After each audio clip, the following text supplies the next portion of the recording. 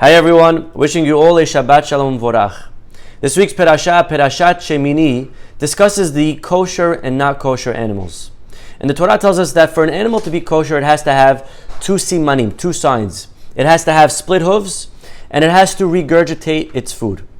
Yet the Torah tells us that there are four exceptional animals, meaning most animals either have both or they have none. But there are four animals that have one and not the other. They are the camel, the hyrax, the hare, and the pig.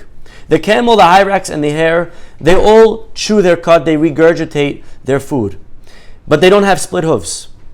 The pig, and it's interesting, it's unique, it's the only animal in the world that has split hooves, but does not chew its cud.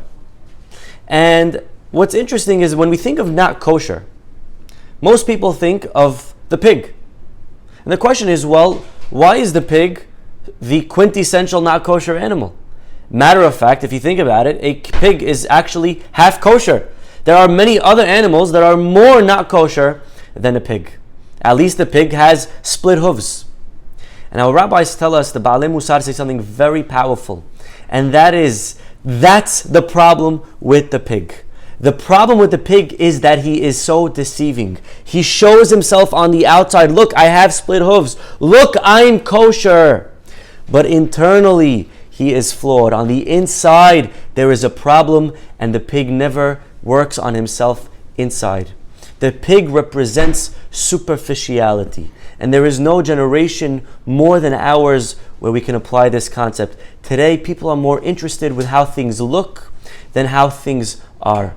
Take as an example a couple that's going out. Somebody's dating, and they're looking for a girl, looking for a guy. And there are two potential candidates. Number one, a very refined person, excellent midot, beautiful and everything.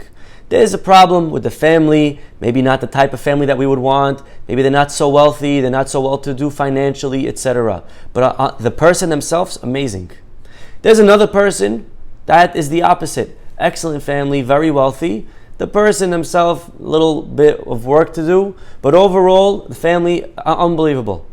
There are many people that would run to date the second type of person before the first. They are more interested in the split hooves. They are more interested in what people will say, in how it looks like to everybody else in the community. Most people are more interested in the wedding than in the marriage. And this is the lesson that we need to learn from the pig, to not only make sure that we are kosher on the outside, but to be also working on ourselves from within.